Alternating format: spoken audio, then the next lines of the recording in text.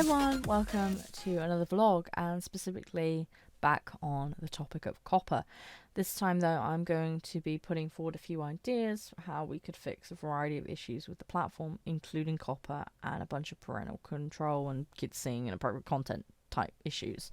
And maybe we can have an open discussion in the comments to try and figure out something that can be done, and maybe we can put it forward to YouTube just as a starting point and a few ideas to bounce around. But before we get started, if you want notifications of videos like these and as well to see a range of my gaming content, please do not forget to subscribe and turn on notifications. I know YouTube's a bit dodgy with the notifications at the moment, so yeah, if you want to not miss out, you've got here, or you've got also my social media accounts to get alerts, as well as a bunch of behind the scenes stuff. But without further ado, let's get started. So yeah, I doubt YouTube will ever see this, but I don't see the harm in coming up with some ideas and trying to chip in some ideas, maybe to bounce around to come up with a solution to solve the COPPA issue, among other problems like children seeing inappropriate content. And YouTube ultimately want to make as much money as they can from the platform, but to try and not do it in an invasive way would be really nice to content creators and viewers. So I would like to consider suggesting the following. It may not be perfect solutions, but it's just a few ideas I'd like to bounce around and see what you guys think. So firstly, I would enforce being logged in to see content as a policy. If you're being super paranoid, I mean, YouTube could even go a step further and require ID. It's not something I like the idea of, but, they could potentially restrict watching mature content to having an ID, perhaps. That last part is unlikely because it will massively reduce the amount of accounts. It's a bit of an inconvenience and a barrier to people using the platform. And ultimately, I know YouTube wants as many accounts made as possible. But on the flip side, YouTube could get fined again. So, YouTube, take your pick, right? Okay, secondly, enforce that children must be over a set age. Let's say 8, for example. Clearly children use the platform that are younger than 13, let's be real. But let's say you have children. This could open your audience further, right? Just for as an example, right? But make sure that there's an acknowledged parent taking responsibility for them, and that the accounts of the minors, so anybody under the age of 18, would have to be a mandatory subsidiary of an adult account that takes responsibility for them. Lock that subsidiary account to YouTube Kids or YouTube Teens area, depending on the disclosed child's age and based on the information the adult inputted. Then only show content based on the age disclosed and restriction criteria. Once the child meets a minimum age of, say, that's 15, they then graduate and go up to YouTube Teens, for example, unless the adult on the account sets otherwise in the parental controls. The parent can opt for their child to gain access to YouTube Teens later, but not sooner, for example. If you enforce an all under 18 accounts being subsection of parents' accounts, you can make sure that the parents' account area is locked. This means that the child can't mess with content they're not supposed to see and, altering things they shouldn't. Again, I would add within the parental control section criteria buttons like swearing as an option, and use this in combination with what video creators have manually inputted about a video to help avoid showing younger audiences content parents really do not want them to see. 4, with all kids, they have to be logged in and have to be under the age restricted area of the parent's account. While in this area, just make sure that all cookies and targeting ads are just never played full stop. While the minor's logged in or in that particular section of, YouTube. That will help with COPPA compliance to a certain extent, I would have thought. 5, for creators, don't just provide us the 2 checkboxes we have right now for our directed audience. Give us the following: aimed at kids, aimed at teens, 18 plus, mixed audience. And for mixed audience, let us select which of the other options, audience-wise, we feel apply. So we could say mixed audience, but we could say teens and 18 plus. Or mixed audience, children, teens, and 18 plus, as an example. 6, after the checkbox is described, give us criteria to check, or content disclaimers, maybe I'm guessing I'd like to call them.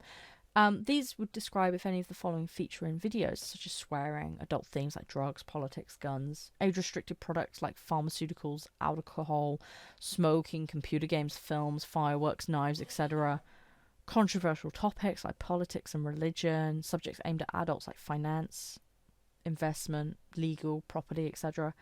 These should be used as indicators that a video is probably not for kids or teens, and especially with adult themes or restricted products, probably adult only. In the case of restricted products, perhaps have a sub-menu for different ages to select. So, such for games, for example, tell us to input the PEGI rating and force us to tell you what the game is. Right now, this is available you know, letting you know what games we're putting, but you leave it optional and you don't match product rating up to it. I presume you do this somewhat within the algorithm itself. The same can go for films very, very easily. Use this combination of checkboxes along with the SEO data to help determine if a video has been categorized correctly. Anything the system deems unsure about, send for manual evaluation, or at least give the creator maybe 3 days where the content just goes invisible, or prior to going live for the first time, to review it and make alterations as needed before it becomes a channel strike or a penalties issue. 7. Allow us to do these directed audience selection criteria and content type disclaimers at the channel level as well, not just on the video level. Let us put them in the about section of channels as icons or within the channel banners, so viewers at a glance, or parents at a glance, can get some idea of the type of content that is on the channel and the disclaimers that are appropriate to that channel. Make it clear these are for content on the channel in general and may not reflect individual videos on that channel. 8. Before a video plays, show content disclaimers as pop-ups and get the viewer to acknowledge these. If in a playlist, as long as the disclaimer on each video is identical or it's less impactful, i.e. going from a video that has swearing to one that doesn't, for example, let the place roll without interruption from disclaimers to minimise, annoyance to the viewer. But in the contrary, for example, if you go from a video without swearing to one suddenly appearing that does, make sure the pop-ups come back up and make sure an acknowledgement is required before the video plays again. 9. As far as under 18 creators are concerned, which is another issue in its own right, they should be part of, the subsidiary of adult accounts. And under parental controls, they should be able to enforce upload restrictions. And they should be able to review every single upload, review a random selection or uploads, or if they're working really closely with their child, take responsibility for what they're uploading and just let them to freely upload. This should help with preventing kids from putting stupid stuff on YouTube they later regret. Them exposing their personal information or doing something downright illegal or dumb. And, the parents just would not want them to do this in the name of trying to be a creator, surely. 10. There's inevitably going to be some bad actors within the content creator community, but hopefully doing the previous steps should stop the most prolific and extreme offenders, meaning the number of cases should drop significantly. That gives YouTube more time to chase the idiots that are trying to exploit the system and go after them and penalise them hard. Put a decent review system in place to help those that are caught in the crossfire by accident and target the people specifically going out of their way to mislabel and are repeat offenders. Anyway, I'm sorry for talking on such a serious matter, but there's just a few ideas I wanted to propose. I know they're not fully fleshed out, but they're just the starting point that could really help YouTube with avoiding future fines, help us as creators to not run into problems, especially given most of us do have the most genuine of intent, I'm sure. And, it would help the advertisers in the sense of getting their ads to who they want to. And again, as creators, we could get better CPMs by the advertisers being assured that their ads are going to the right places and are potentially even more effective than they currently are. As a disclaimer, though, please don't use any of my thoughts as legal advice. It's strictly my thoughts and opinions.